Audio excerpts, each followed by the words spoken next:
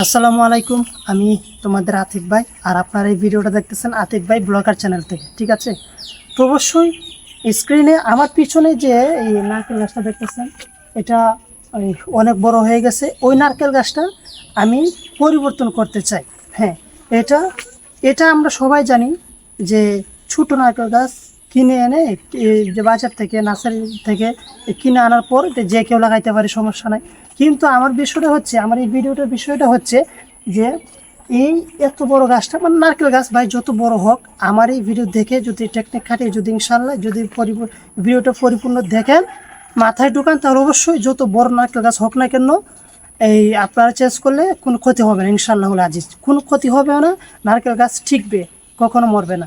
তো আমি মূলত এই আপনাদেরকে বলতেছি, আমি নারকেল গাছটা পরিবর্তন করে আপনাদেরকে দেখাবো না এই ভিডিওতে, শুধু বলবো যে কিভাবে যত বড় হোক, বড় হল নারকেল গাছটা কিভাবে চেঞ্জ করবেন, আমি সেই টেকনিকটা আপনাদের কাছে আমি শেয়ার করতে চাচ্ছি। ঠিক আছে, একটু এই দেখেন, এই যে প্রথমে আমরা এই যে রাউন্ড শেপ, যেটা এটাকে আমরা ঢালাই দিয়ে রাউন্ড শেপটা দিয়েছিলাম।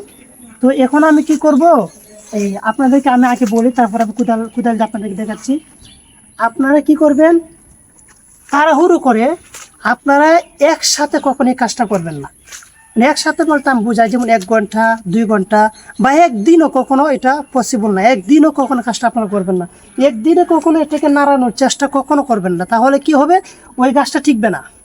ঠিক আছে, একদিনে মানে বড় গাছের ক্ষেত্রে বলতেছে, আমি প্রথমেই বলছিলাম যে কিনে যেটা আনে সেটার কথা নয়, যেটা আপনারা ধরেন নারকেল গাছটা কোথাও রূপান্তর করছেন, এখন জায়গার প্রবলেম, অনেক সমস্যা হচ্ছে, সমস্যা হচ্ছে যে এখান থেকে চেঞ্জ করতে হবে, নারকেল গাছটা অনেক বড় হয়ে গেছে, তাদের জন্য মূলত এই ভিডিওটা। যে কোনো যত বড়ই হোক না কেন, আমি যেভাবে বলবো সেভাবে যদি চেঞ্জ করেন, পরিবর্তন করেন, জায়গা ইনশাআল্লাহ আজিজ আপনার গাছ টিকবে 100% ইনশাআল্লাহ, এটা আমি বলছি।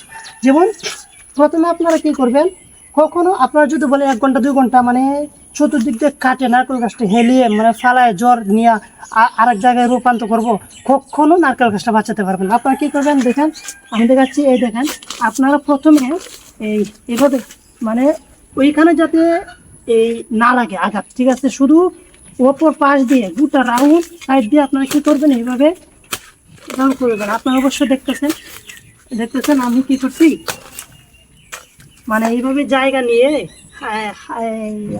আদাত জায়গা নিয়ে সময় নিয়ে এইভাবে আপনার রাউন্ড দিয়ে কোবাইবেন। ধরেন দুই কুদাল এই যেমন 1 কুদাল আমি কোবাইছি, আর 1 কুদাল পর্যন্ত কোবাইবেন, কোবাই রাখে দিবেন। ওইটাকে আর কখনো বেশি কোবাইবেন না, এতটুকু মতো রাখে দিবেন। দরকার হলে অন্য কাজ করেন বা বসে থাকেন, কিন্তু একদিনে কাজটা করা যাবে না। তো এসো এক ধাপ গেল, দ্বিতীয় ধাপ হচ্ছে আপনারা কখন চেঞ্জ করবেন, বর্ষাকালে চেঞ্জ করবেন। আষাঢ় শ্রাবণ মাসে যখন বর্ষা হয়, ভরপুর বৃষ্টি হয়, তখন আপনারা গাছটাকে এই বড় গাছগুলোকে নাড়ানোর চেষ্টা করবেন, তাহলে অবশ্যই ইনশাল্লাহ আজিজ এটা টিকবে। যেমন আমি কি করতেছি, আপনারা অবশ্যই স্ক্রিনে দেখতেছেন, আমি কুবাইতেছি, এটা আপনারা দেখতেছেন, এখানে দেখা। তো আমি আজকে প্রথমে বললাম, আমি এই চেঞ্জ করে দেখাচ্ছি না, আমি সিম্পল আপনাদেরকে বোঝাচ্ছি যে কিভাবে আপনারা বড় গাছকে বড় নারকেল গাছকে চেঞ্জ করলে এই সুরক্ষিতভাবে রাখতে পারবেন, সেটা মরবে না, মারা যাবে না। সেটাই হচ্ছে আমি আবার খুলে ভাঙিয়ে বলি। যদি বুঝতে অসুবিধা হয় তাহলে অবশ্যই ভিডিওটা ডাউনলোড করে রেখে দিতে পারেন, ইনশাআল্লাহ আজিজ কাজে আসবে। যেমন প্রথম হচ্ছে, আপনারা যে অবশ্যই স্ক্রিনে বড় নারকেল গাছটা দেখতে পাচ্ছেন, এই নারকেল গাছটার গোড়ায় এই চতুর্দিক দিয়ে আপনারা 1 কূপ বা 2 কুদাল করে কুবিয়ে রাখে দিবেন। তারপর কি করবেন, এই আজকের দিন যে দিন কাজটা কমে, এই দিন আবার আর এটাকে ধরতে পারবেন না।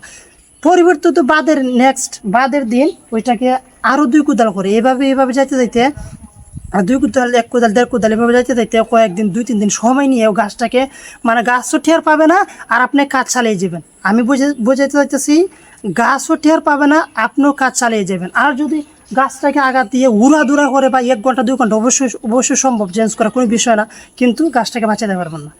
আশা করি আমি যেভাবে বলছি এইভাবে যদি গাছটাকে নিয়ে ইনশাআল্লাহ আজিজ রূপান্তর করতে পারেন, অবশ্যই গাছটা টিকবে। আর এই ভিডিওটা এতটুকু পর্যন্তই। যদি ভালো লেগে থাকে, এটা যুক্তিসম্মত কথা হয়ে থাকে, তাহলে অবশ্যই আমাকে একটা লাইক দেবেন আর গঠনমূলক কথা কমেন্ট করবেন। আর আমার এই আতিক ভাই ব্লগার চ্যানেলটাকে অবশ্যই সাবস্ক্রাইব দিয়ে আমার পাশে থাকবেন। ধন্যবাদ। আসসালামু আলাইকুম।